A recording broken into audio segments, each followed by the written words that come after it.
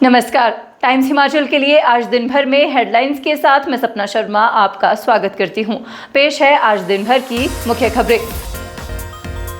प्रदेश में नवरात्रि की धूम। आज प्रथम नवरात्रि पर प्रदेश के मंदिरों में सैकड़ों श्रद्धालुओं ने की पूजा अर्चना। राज्यपाल ने परिवार सहित कालीबाड़ी में नवाया शीश। नेता प्रतिपक्ष ने परिवार सहित शिमला के कालीबाड़ी मंदिर में माथा टेका। पंचायती राज मंत्री ने NHAI पर लगाए लापरवाही से काम करने के आरोप। कहा, मुख्यमंत्री से करूंगा बात।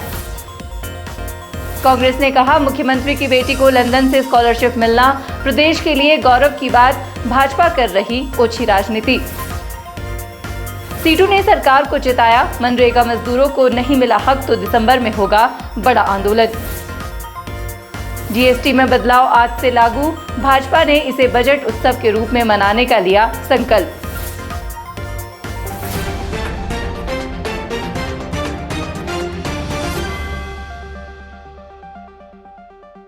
हिमाचल प्रदेश के राज्यपाल शिव प्रताप शुक्ल ने पहले नवरात्रि के मौके पर कालीबाड़ी में शीश नवाया। इस दौरान उनके साथ उनकी धर्मपत्नी जानकी शुक्ला भी मौजूद रही। राज्यपाल ने प्रदेशवासियों को नवरात्रि की शुभकामनाएं दी। साथ ही नवरात्रि के मौके पर लागू हुए न्यू जनरेशन GST पर भी लोगों को बधाई दी। राज्यपाल ने कहा कि इसका सीधा लाभ आम जनता को मिलने वाला है।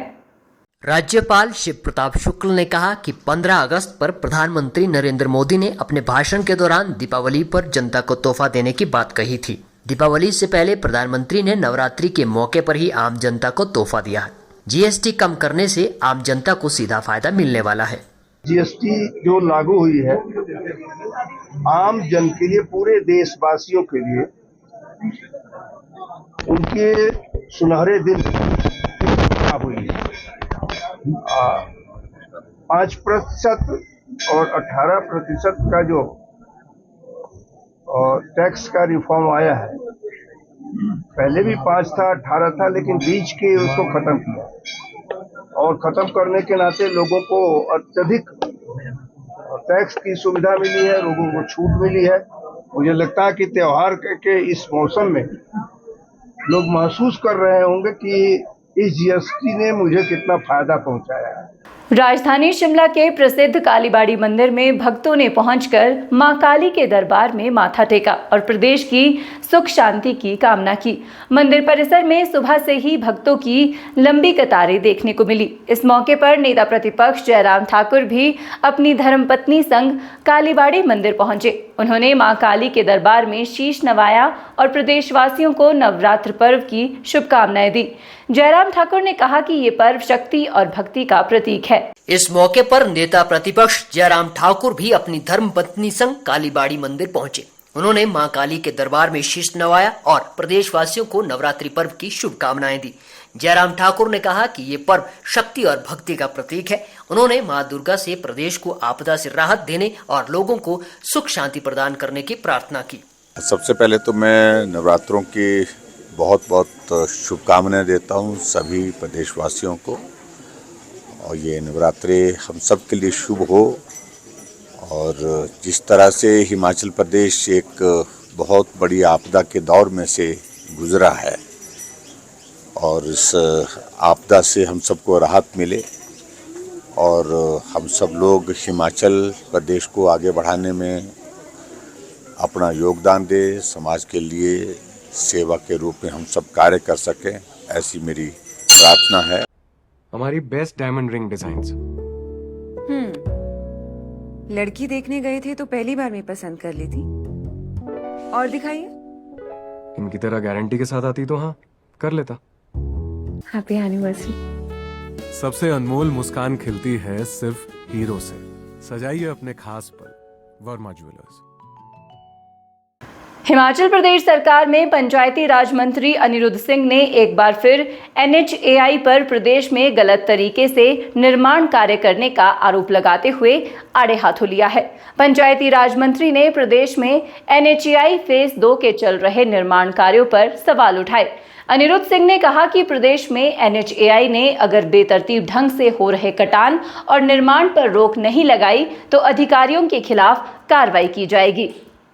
शिमला में हिमाचल प्रदेश सरकार में पंचायती राज मंत्री अनिरुद्ध सिंह ने NHAI के कामों पर सवाल खड़े करते हुए कहा कि प्रदेश में NHAI सही तरीके से काम नहीं कर रही है। इसके बावजूद जो लोग NHAI की कारगुजारियों पर सवाल उठा रहे हैं, उनकी आवाज़ दबाने का काम किया जा रहा है। अनिरुद्ध सिंह ने कहा है कि पांवटा हटकोटी हाईवे NH 707 पर भी बेतरतीब ढंग से काम हुआ।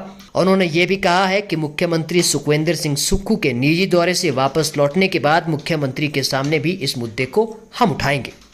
जितने भी सड़कें हिमाचल प्रदेश में बन रही हैं, इनको दो तरह की परमिशन मिलती है। एक होती है स्टेज 1 और एक होती है स्टेज 2। और जो स्टेज 1 की परमिशन जो है, अगर हम बट्टा कुफर की बात करें, शोघी से लेकर ढली जो काम चल रहा है 2 फेज में, स्टेज 1 की परमिशन इनको मिल गई थी। अब स्टेज 1 की परमिशन क्या है, उसमें केवल मात्र ये लोग केवल मात्र कटिंग कर सकते हैं, कोई परमानेंट स्ट्रक्चर नहीं बना सकते। तो फाइलों के ऊपर बात है, वो आ चुकी है, वो डिपार्टमेंट्स जो है सख्त से सख्त कार्रवाई उनके ऊपर कर रही है, क्योंकि और सेकंड फेज की आज तक जो है अधिकतर हिमाचल प्रदेश की बात कर रहा हूँ मैं आपको, अधिकतर हिमाचल प्रदेश में स्टेज 2 की परमिशंस जो हैं वो आई ही नहीं आज तक। तो बिल्कुल it is a clear violation of FC, clear violation है। हिमाचल प्रदेश के जिला बिलासपुर की ऊंची पहाड़ी पर स्थित मशहूर शक्तिपीठ श्री नैना देवी में आज से माता के शारदीय नवरात्रे बड़ी धूमधाम के साथ शुरू हो गए। सुबह की आरती और मंत्र उच्चारण के साथ माता के नवरात्रे शुरू हुए। आज माता शैलपुत्री स्वरूप की पूजा की जा रही है। सुबह से ही मंदिर में पंजाब, हिमाचल, हरियाणा, दिल्ली और अन्य प्रदेशों से श्रद्धालुओं के पहुंचने का सिलसिला जारी हो गया है। श्रद्धालु जहां पर माता की पूजा अर्चना कर अपने घर परिवार के लिए सुख समृद्धि की कामना कर रहे हैं, वहीं पर माता के प्राचीन हवन कुंड में आहुतियां भी दे रहे हैं। नवरात्रि मेला की दृष्टिगत हिमाचल प्रदेश सरकार के दिशा निर्देशों से जिला प्रशासन और मंदिर न्यास ने भी सभी तैयारियां पूर्ण कर ली हैं और जगह जगह सुरक्षा कर्मी तैनात हैं और श्रद्धालुओं को लाइनों में ही माता जी के दर्शनों के लिए भेजा जा रहा है। नवरात्रे शुरू हो गए हैं, हम हिसार से माँ की जोत लेने आए हैं और यहाँ दरबार की साज सज्जा और माँ के दर्शन करके बहुत प्रसन्नता मिली। जय माता की। सदर भाजपा विधायक त्रिलोक जम्वाल ने कहा कि प्रधानमंत्री नरेंद्र मोदी ने आज से वन नेशन वन GST लागू कर आमजन से किए वादे को पूरा किया है। उन्होंने बताया कि नई व्यवस्था से आम जनता के जीवन में बड़ा बदलाव आएगा और उन्हें राहत मिलेगी। विधायक ने बताया कि पूर्व प्रधानमंत्री स्वर्गीय अटल बिहारी वाजपेयी ने अपने कार्यकाल में कर सुधारों के लिए कमेटी गठित की थी। वर्ष 2014 में मोदी सरकार ने इस कमेटी की सिफारिशों पर काम शुरू किया और 2017 में पूरे देश में GST लागू कर सुधारों को गति दी। त्रिलोक जम्वाल ने कहा कि केंद्र सरकार ने GST की दरों में सुधार करते हुए नवरात्र से नई दरें लागू की है। पहले 5, 12, 18 और 28% के 4 स्लैब थे, जिन्हें घटाकर अब 2 स्लैब 5 और 18% कर दिया गया है। रोजमर्रा की वस्तुओं, सीमेंट आदि पर GST कम किया गया है, जबकि सिगरेट, महंगी गाड़ियों, पान, गुटखा, ऑनलाइन सेवाओं और शराब जैसी वस्तुओं पर 40% GST लागू रहेगा। इस मौके पर प्रदेश भाजपा प्रवक्ता स्वतंत्र संखयान देश के यशस्वी प्रधानमंत्री श्री नरेंद्र मोदी जी का भी दिल की गहराइयों से बहुत बहुत धन्यवाद, जिन्होंने प्रदेशवासियों को, देशवासियों को GST रिफॉर्म्स के माध्यम से आज से इतना बड़ा लाभ दिया है। जो उन्होंने 15 अगस्त को लाल किले से कहा था कि दिवाली के शुभ अवसर पर, दशहरे के शुभ अवसर पर और नवरात्रि के शुभ अवसर पर प्रदेशवासियों को बड़ा गिफ्ट दिया जाएगा, उस बात को उन्होंने चरितार्थ किया है, जमीन पे उतारा है। अपनी बेटी के लंदन स्थित एक प्रतिष्ठित शिक्षण संस्थान में प्रवेश हेतु मुख्यमंत्री के विदेश दौरे के विषय में भाजपाइयों की राजनीतिक बयानबाजी न केवल निंदनीय है, अपितु उनकी विक्षिप्त मानसिकता को भी दर्शाती है। प्रदेश कांग्रेस पूर्व मुख्य प्रवक्ता प्रेम कौशल ने कहा कि मुख्यमंत्री की बेटी को विश्व के प्रतिष्ठित शिक्षण संस्थान में दाखिला और स्कॉलरशिप मिलना प्रदेश के लिए भी गौरव की बात है, लेकिन इस उपलब्धि पर जिस प्रकार भाजपाइयों ने घिनौनी राजनीति करने का प्रयास किया, वो सर्वथा निंदनीय है। प्रदेश कांग्रेस के पूर्व मुख्य प्रवक्ता प्रेम कौशल ने कहा है कि प्रदेश में बाढ़ और बारिश से उत्पन्न हुई परिस्थितियों से प्रदेश सरकार ने पूरी संवेदनशीलता और मानवीय दृष्टिकोण से राहत एवं पुनर्वास कार्य किया है। मुख्यमंत्री ने जयराम सरकार के समय कोविड महामारी के दौरान अपनी निजी पूंजी से 11 लाख तथा 2023 की आपदा में 51 लाख रुपए राहत कोष में दान करके उच्च मानवीय मूल्य का उदाहरण पेश किया है, जबकि भाजपा नेताओं ने मात्र आलोचना और राजनीतिक बयानबाजी करने का ही कार्य किया है। कोरोना महामारी पूरे विश्व में फैली हुई थी। अपने निजी कोष से 11 लाख रुपए अंशदान राहत कोष में दिया था। इसी तरह 2023 में जब प्रदेश के अंदर भीषण आपदा आई, उस आपदा में भी मुख्यमंत्री सुखविंदर सिंह सुक्खू ने 51 लाख रुपए राहत कोष में दान देकर जो है एक उदाहरण पेश किया मानवता का और मानवीय दृष्टिकोण का। लेकिन भारतीय जनता पार्टी के नेताओं ने इन दोनों अवसरों के ऊपर मात्र राजनीतिक बयानबाजी की, राजनीति करने का प्रयास किया और आलोचना करने का कार्य किया। नरेंद्र मोदी के नेतृत्व में देश जितना पीछे गया है, वो अपने आप में आने वाले समय में देश के लोग जो है उसको जानेंगे, वो पीढ़ी उसको जानेगी।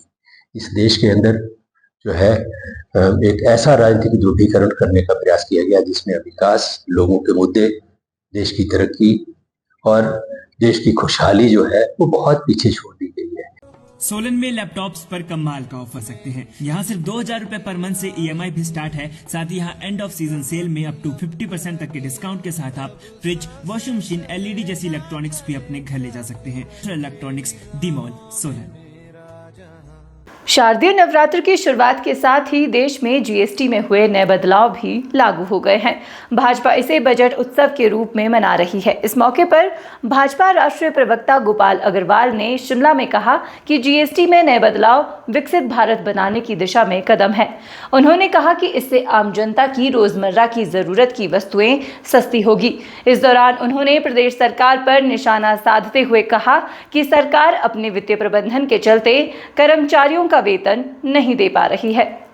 भाजपा राष्ट्रीय प्रवक्ता गोपाल अग्रवाल ने कहा कि पीएम मोदी ने लाल किले की प्राचीर से देशवासियों को तोहफा देने की बात कही थी। इसी कड़ी में GST में बदलाव किए गए और रोजमर्रा के उत्पादों में GST घटाया गया। उन्होंने कहा कि यूपीए ने भी GST लाने का प्रयास किया, लेकिन प्रदेश तब राजी नहीं हुए। पीएम मोदी के नेतृत्व में 16 अलग अलग करों के स्थान पर एक कर लाया गया। राज्यों के लिए GST कंसेशन देने की व्यवस्था की गई। पीएम मोदी ने GST की शुरुआत को आर्थिक आजादी का दिन कहा था। देखिए, लाल किले से प्रधानमंत्री जी ने 15 अगस्त को संबोधित करते हुए यह वादा किया था कि मैं देश को दिवाली के वक्त, उससे पहले एक बहुत बड़ा दिवाली गिफ्ट देना चाहता हूं, दूंगा, और उस वादे को आज पूरा कर लिया गया है। और जब आदरणीय वित्त मंत्री जी ने इस नेक्स्ट जेन GST रिफॉर्म को लाए थे तो उन्होंने एक वाक्य कहा था कि सवेरे जगने से लेके शाम को सोते वक्त तक हर वस्तु इस नए GST रिफॉर्म के माध्यम से उसके दाम कम कर दिए गए। भाजपा के प्रदेश मीडिया प्रभारी विधायक रणधीर शर्मा ने आज प्रथम नवरात्रि के उपलक्ष्य पर माता नैना देवी की पूजा अर्चना की और माता का आशीर्वाद प्राप्त किया। दर्शन करने के बाद रणधीर शर्मा ने कहा कि देश के प्रधानमंत्री नरेंद्र मोदी ने जो वादा देश की जनता के साथ किया था कि त्योहारों से पहले GST कम करके महंगाई को कम करेंगे, वो वादा देश के प्रधानमंत्री ने पूरा किया है। GST काउंसिल की मीटिंग में GST की दरों में भी भारी कटौती की गई, जिसके तहत सरकार ने GST के 2 स्लैब समाप्त कर दिए, जिसमें 12% वाला और 28% वाला बिल्कुल समाप्त कर दिया गया है। अब GST के मात्र 2 ही स्लैब बचे हैं। 5% और 18% जो वस्तु पहले 12% के स्लैब में मिलती थी, वो अब 5% के स्लैब में मिलेगी, और जो 28% के स्लैब में आती थी उनका GST अब 18% रहेगा। उन्होंने कहा है कि इससे जहां पर गरीब तबके के लोगों को ज़रूरी चीज़ों के लिए महंगाई कम होगी, वहीं पर किसान, बागवान और देश की अन्य जनता को भी इससे लाभ मिलेगा। हिमाचल प्रदेश भवन एवं सनिर्माण कामगार कल्याण बोर्ड के चेयरमैन नरदेव सिंह कंवर ने कहा कि लोकतंत्र में धरना प्रदर्शन करना सभी का अधिकार है, लेकिन पिछले कुछ समय से बोर्ड के अंदर बहुत से लोगों ने अनुचित लाभ लेने का प्रयास किया है। उन्होंने कहा कि 2021 व 22 में 72,000 रजिस्ट्रेशन की गई और आगामी 8 महीने में 172 करोड़ रुपए बोर्ड ने अपने लोगों को बांटे। कंवर ने कहा कि जो उस समय पात्र लोग थे उन्हें पैसे नहीं मिल पाए हैं और इसी वजह से अब पात्र मजदूर धरना प्रदर्शन कर रहे हैं। नरदेव सिंह कंवर ने कहा है कि कई जगहों पर जैसे फिजिकल वेरिफिकेशन में काफ़ी लोग अपात्र पाए जा रहे हैं, जिससे बोर्ड के द्वारा पिछले कुछ सालों में मनमाने ढंग से काम करते हुए अपने लोगों को लाभ दिया है। उन्होंने कहा कि बोर्ड की स्कीमों को अपने लोगों को लाभ पहुंचाने का धंधा बनाया गया था, उसे अब अंकुश लगाया जा रहा है। उन्होंने कहा है कि दिसंबर माह तक हर पात्र व्यक्ति को बोर्ड के तहत लाभ दिया जाएगा। पिछले कुछ समय से हम ये देख रहे हैं कि हमारे डिपार्टमेंट के अंदर बहुत से लोगों ने अनुचित लाभ बेनिफिट लेने का जो प्रयास किया है। 2021-22 के अंदर रातों रात 5 महीने के अंदर 72,000 रजिस्ट्रेशन हुई और अगले 8 महीने में आचार संहिता लगने से पहले अक्टूबर 172 करोड़ रुपया बोर्ड का ऐसे लोगों को बांट दिया गया है। पुलिस जिला देहरा के डाडासिबा थाना क्षेत्र के गुराला मोड़ पर आज सुबह मौत बनकर आया हादसा पूरे इलाके को दहला गया। तलवाड़ा से बद्दी जा रही यात्रियों से खचाखच भरी बस अचानक ब्रेक फेल होते ही अनियंत्रित होकर सड़क पर पलट गई। जोरदार धमाके के साथ बस में सवार बच्चों और महिलाओं की चीख पुकार गूंज उठी। हादसे में करीब 37 यात्री गंभीर रूप से घायल हो गए हैं, जिनमें से कईयों की हालत नाजुक बताई जा रही है। स्थानीय लोगों ने तुरंत राहत कार्य शुरू किया और घायलों को निजी वाहनों एवं एम्बुलेंस की मदद से सिविल अस्पताल डाडासिबा पहुंचाया। हालात ऐसे बने कि अस्पताल के सारे बेड भर गए और इमरजेंसी जैसी स्थिति पैदा हो गई। डॉक्टरों ने इलाज शुरू किया, लेकिन गंभीर घायलों को प्राथमिक उपचार के बाद Tanda medical college Kangra refer करना पड़ा। इस बीच जसवां परागपुर के विधायक विक्रम सिंह ठाकुर, कामगार एवं कर्मचारी कल्याण बोर्ड के पूर्व उपाध्यक्ष ठाकुर सुरेंद्र सिंह मनकोटिया व डाडासिबा का प्रशासन भी अस्पताल मौके पर पहुंचे और घायलों से मिले। कुल्लू जिला की मणिकर्ण घाटी में जचनी नाला लोगों की मुश्किलें लगातार बढ़ा रहा है। पिछले 1 महीने से ये नाला भुंतर मणिकर्ण मार्ग को बार बार बाधित कर रहा है। इसके चलते करीब 40,000 की आबादी और घाटी के सैकड़ों गांव रोजाना परेशानियों से जूझ रहे हैं। साफ मौसम में भी नाले से मलबा बहकर सड़क पर आ रहा है। हालात ये है कि रोजाना वाहन जाम में फंस जाते हैं और लोगों को 6 से 10 घंटे तक इंतजार करना पड़ता है। स्थानीय लोगों का कहना है कि जिस तरह मनाली तक 2 वैकल्पिक सड़कें बनी हुई हैं, उसी तर्ज पर भुंतर से मणिकर्ण तक भी दूसरी सड़क बननी चाहिए। इससे पर्यटन, कारोबार और आपातकालीन सेवाओं को राहत मिल सकेगी। प्रदेश भाजपा कार्यसमिति सदस्य नरोत्तम ठाकुर का कहना है कि पिछले साल 3 लाख से अधिक पर्यटक वाहन मणिकर्ण पहुंचे थे।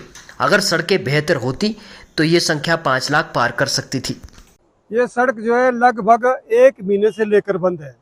कभी बीच में 1 घंटे के लिए 2 घंटे के लिए खुलती है, लेकिन फिर सड़क बंद हो जाती है और लगातार खुल भी जाए तो ट्रैफिक जाम रहता है। 5-5, 6-6 घंटे लग रहे हैं। यहाँ हमारे पार्वती घाटी के मणिकर्ण वैली के किसान और बागबान पूरी तरह परेशान है और एक दिन तो रात को यहाँ पर एम्बुलेंस फंस गई। इतनी समस्या हो गई, बहुत मुश्किल से लोगों ने पैदल चलकर उस पेशेंट को हॉस्पिटल पहुंचाया। मनरेगा मजदूरों के लाभ जारी न किए जाने पर सीटू के बैनर तले सैकड़ों मजदूरों ने हिमाचल प्रदेश भवन एवं सनिर्माण कामगार कल्याण बोर्ड के राज्य कार्यालय का घेराव किया। इस दौरान कार्यालय के सरकारी वाहन को भी घेरा गया। हमीरपुर तहसील परिसर से लेकर श्रम कल्याण बोर्ड के राज्य कार्यालय तक रैली निकाली गई। इस दौरान मजदूरों के लाभ जारी करने की मांग की गई। जब से प्रदेश सरकार बनी है तब से मनरेगा मजदूरों के लाभ रोक दिए गए हैं। मनरेगा मजदूरों को परेशानी पेश आ रही है। इसके साथ ही 2 बार नवीनीकरण की शर्त को हटाने की मांग की गई। सीटू के नेताओं ने चेताया कि यदि बोर्ड ने अपनी कार्यशैली में सुधार नहीं किया तो दिसंबर में बड़ा आंदोलन किया जाएगा। 10,000 कामगारों को शादियों, छात्रवृत्ति एवं मातृत्व योजना का लाभ नहीं मिल पाया है। इनके आवेदन के बावजूद इन्हें रुपए जारी नहीं किए गए। वहीं बोर्ड की तरफ से की जा रही मजदूरों की ई-KYC की धीमी रफ्तार पर भी आपत्ति जाहिर की गई है। आज भी हम उनको समय देंगे और उस समय अवधि में ये काम पूरे नहीं होंगे तो आने वाले 2 महीनों के बाद दिसंबर में एक बड़ा आंदोलन जो है बोर्ड के खिलाफ शुरू किया जाएगा। हर जिला के अंदर इस बोर्ड के कार्यालयों का घेराव करेंगे, प्रदर्शन करेंगे, जो भी नीति हमारी बनेगी। तो मैं आज फिर निवेदन करता हूँ आप सभी मीडिया बंधुओं के माध्यम से कि बोर्ड जो है हिमाचल प्रदेश का वो मजदूरों के कल्याण के लिए काम करे।